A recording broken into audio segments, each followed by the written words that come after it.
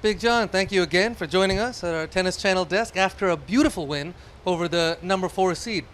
You got his number. I don't know about that. I mean, our first match we played was like 8 years ago, and he was like 14 years old, so I can't really count that one. But I've had some good fortune against him On this clay year. earlier this year? Yeah, I've had some good fortune against him this year. I mean, Madrid is very good conditions for me, as we know, and the altitude, I've always enjoyed playing there. And again, these are good conditions for me here. We've been talking about it so much this week about how well you're knowing yourself, and you just seem so comfortable out there. Yeah. Talk about that mindset a little bit now compared to maybe 8 years ago.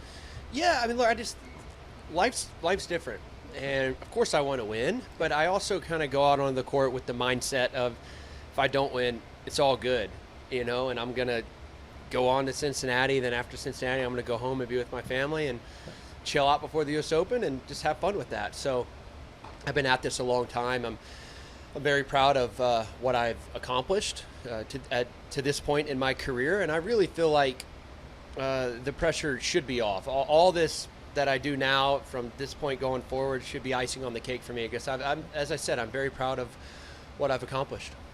You're playing a lot higher than your ranking, something Yep. you mentioned here. I'm sure you feel that way as well. Mm-hmm.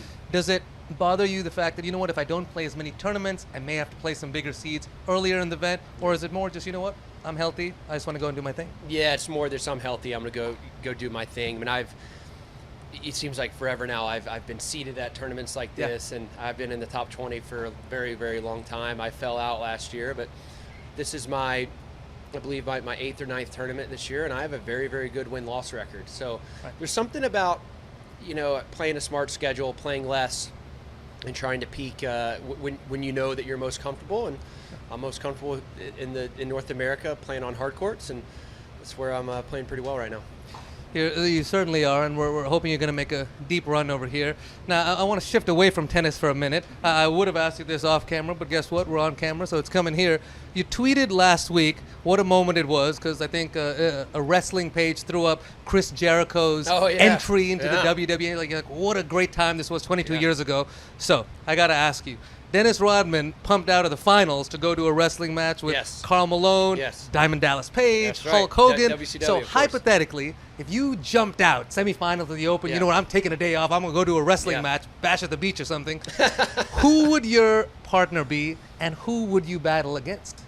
It's got to be a tennis player and a wrestler on the other side, and of course a wrestler for your partner. Okay, so my partner would be the GOAT.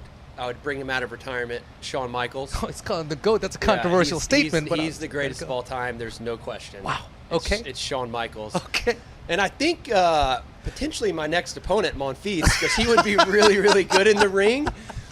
Monfils, and how about a Stone Cold Steve Austin? That'd be a good match. Wow. Yeah. I would pay a lot of money to see that.